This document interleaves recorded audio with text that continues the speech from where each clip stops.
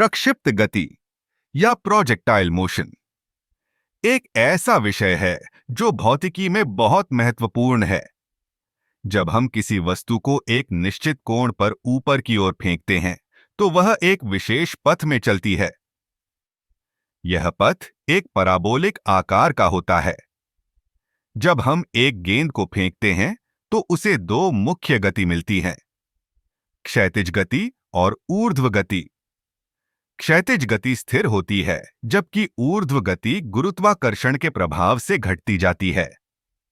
यह दो गतियों का संयोजन ही प्रक्षिप्त गति का आधार है। गुरुत्वाकर्षण बल हमेशा नीचे की ओर कार्य करता है, जिससे वस्तु की ऊर्ध्व गति धीरे धीरे कम होती जाती है। जब वस्तु अपने उच्चतम बिंदु पर पहुंचती है तब उसकी ऊर्ध्व गति शून्य हो जाती है। इसके बाद वस्तु फिर से नीचे की ओर गिरने लगती है। इस प्रक्रिया को समझने के लिए हमें कुछ महत्वपूर्ण तत्वों पर ध्यान देना चाहिए। सबसे पहले, प्रारंभिक वेग। यदि हम किसी वस्तु को तेजी से फेंकते हैं तो वह अधिक दूरी तय करेगी। फिर कोण का महत्व। यदि हम वस्तु को 45 डिग्री के कोण पर फेंकते हैं तो यह अधिकतम दूरी तय करेगी।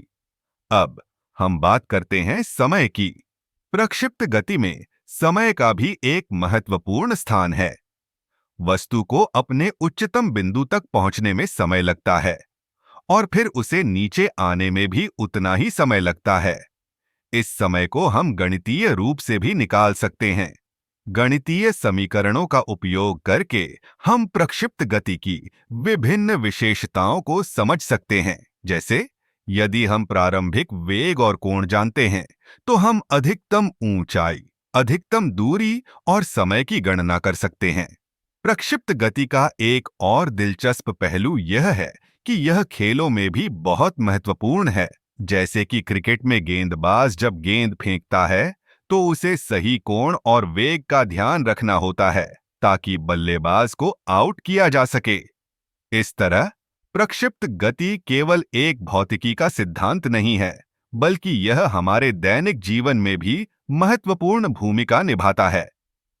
चाहे वह खेल हो, इंजीनियरिंग हो या विज्ञान, प्रक्षिप्त गति हर जगह है।